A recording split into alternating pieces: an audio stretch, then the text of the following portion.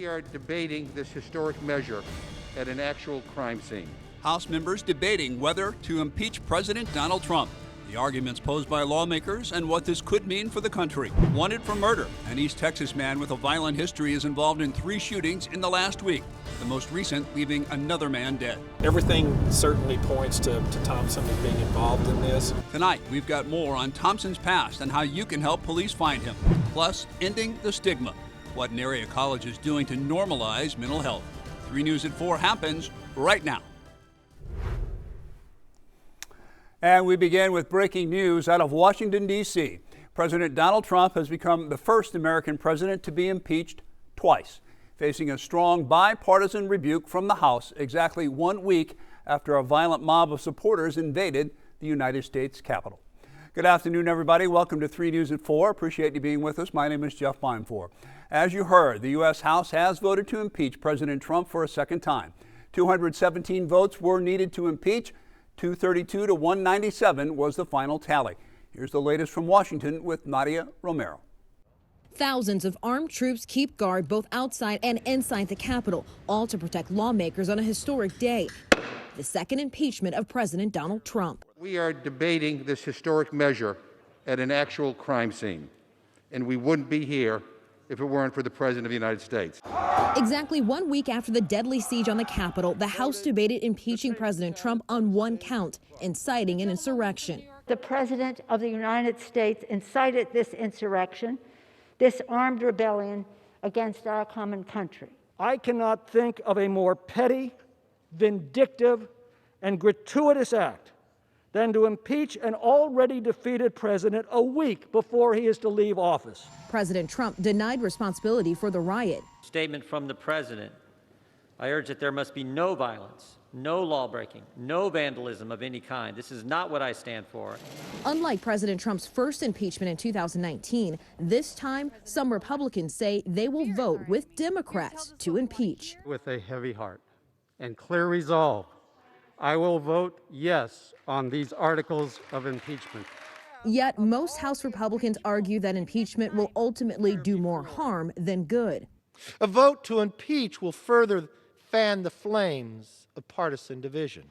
Although the House has the power to impeach, it's the Senate that holds a trial and can ultimately remove Trump from the presidency and potentially bar him from ever seeking office again. Now, we do have a reaction from some local congressmen who testified today. New Orleans Democrat Cedric Richmond said he's voting to impeach Trump as his last act in Congress before joining the Biden administration. East Texas Republican Louis Gohmert blasted these rush proceedings as bad precedent. If you have a whim and you want to just go after a president, just go straight to the floor. No investigation, no judiciary committee. Go straight to the floor. Use it as a political weapon as you wish. This is so dangerous. Some of my colleagues, some of which may well be co-conspirators, in their latest attempt to placate and please this unfit president, suggest that we shouldn't punish Trump for his actions in order to unify the country. That is the climax of foolishness. Most Republican House members from our 4-state region are expected to vote against impeaching the president. Right now, let's get an update on our forecast, which was a lot better today than it was on Monday, Joe. Yeah, what a nice weather day. Lots of sunshine, warmed up into the lower 60s here this afternoon. Light winds for the most part, low humidity, nothing showing up in our Mega 3 Storm Team Doppler radar. Looks like a good evening out there. Probably overnight we'll drop into the upper 30s by dawn. And then your weather headlines, warms up on you Thursday, but windy and colder weather comes our way for Friday. But then our upcoming holiday weekend looks fantastic. We'll have all the details coming up and let you know when our next chance of rain will be. That's in your 7-day forecast plus your traffic tracker here in just a few minutes. Good enough. Thank you, Joe. Appreciate that. All right, switching gears, let's jump onto the crime beat where Texarkana, Texas police are searching for a suspect involved in a deadly shooting behind a fast food restaurant. Now, he is considered to be armed and dangerous. Over the last few weeks, police say Marcus Thompson has been involved in 3 shootings, including one yesterday, killing Nicholas Muldrow on New Boston Road. KTBS 3's Julie Parr joins us live from Texarkana, Texas to explain what police know about Thompson. Julie? Yes, Jeff, police posted on social media just last week that they were searching for Thompson for shooting a man twice within just a few days of each other. And Thompson was also wanted on a probation violation for an aggravated assault conviction where he shot a man in 2017. He's now wanted in connection to the death of Nicholas Muldrow. The shooting happened yesterday in front of the parking lot of the Harbor Freight and behind the Whataburger. After being shot multiple times, police say that Muldrow managed to jump into his car and drive to the front of the restaurant where he crashed into some trees. He was transported to a hospital where he later died, and police believe that Thompson drove away from that scene driving a small black SUV. Everything certainly points to Thompson as being involved in this. So again, we really need to get him off the street and get him arrested before something bad happens yet again. Anyone with information on Thompson's whereabouts is urged now to call the Texarkana Crime Stoppers at 903-793-STOP. Jeff, back to you.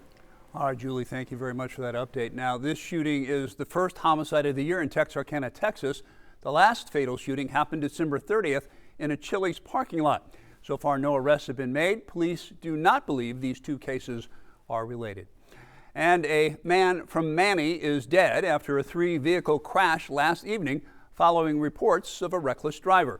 State police say that about 4 p.m., 58-year-old John Anderson was driving east on Highway 6 near Stocker Loop. He crossed the center line and hit an 18-wheeler. A third vehicle was hit by debris. The Sabine Parish Sheriff's Office says it received a call about Anderson driving recklessly. The crash report says Anderson was not wearing a seatbelt and was pronounced dead at the scene. The other two drivers were not injured.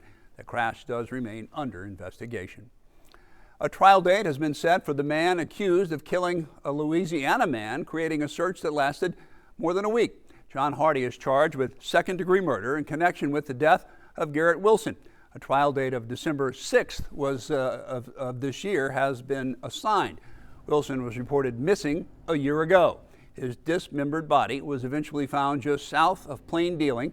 His head was found several miles away. The two men had a working relationship before Wilson disappeared. It is break time. When we come back, more sad news. The body of a missing Tyler man was found lifeless near a drainage ditch.